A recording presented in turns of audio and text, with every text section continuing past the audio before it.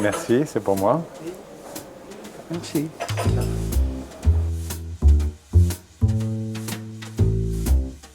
Aujourd'hui, qui ne se compare pas est mort. Parce que la puissance publique n'a pas le monopole, parce que la France n'est pas isolée. Qui ne se compare pas est mort. L'une des méthodes élémentaires pour produire des questionnements intéressants pour les sciences sociales depuis toujours, c'est la comparaison. La comparaison entre pays, la comparaison entre secteurs, la comparaison entre situations, la comparaison entre disciplines. Chaque discipline, c'est un appareil photo particulier qui regarde une partie de la réalité sous un angle singulier et bouger autour des mêmes questions en prenant différentes lunettes, en comparant, je crois que ça c'est vraiment extrêmement important. La sociologie explique, mais elle rend libre. Elle rend libre. Et cette liberté doit s'exercer en disant je ne suis pas paresseux, je vais aller regarder ce qu'il y a derrière le miroir. Pourquoi il faut accompagner la décision publique? Parce que trop souvent, la décision publique aujourd'hui encore est une décision subreptice. C'est-à-dire on prend une décision importante, on considère que la population n'est pas capable de regarder le paysage dans le pare-brise et qu'elle pourra le regarder simplement dans le rétroviseur. C'est une erreur absolument colossale parce que les Français sont quand même beaucoup plus cultivés, beaucoup plus éduqués que ça. Le résultat, c'est le populisme, le résultat, c'est le rejet électoral, le résultat, c'est l'extraordinaire méfiance à l'égard du politique. Si vous jouez le jeu et que chaque jour vous parlez des vrais sujets, vous voyez que vous accompagnez le changement. Tout le monde peut le vivre, le changement. La peur se réduit.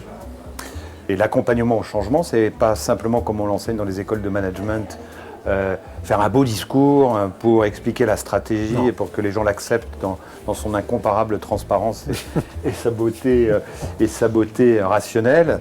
Accompagner le changement, c'est aller au contact des gens, des groupes, expliquer, trouver des compromis, négocier, modifier aussi son projet de changement en fonction du terrain. Il y a 50 ans, quand l'État français agissait, on n'avait pas besoin de le sommer de rendre des comptes parce que par nature, il était là pour faire le bien. Ouais. Aujourd'hui, c'est plus comme ça. Et effectivement, la légitimité de l'évaluation en politique a beaucoup monté.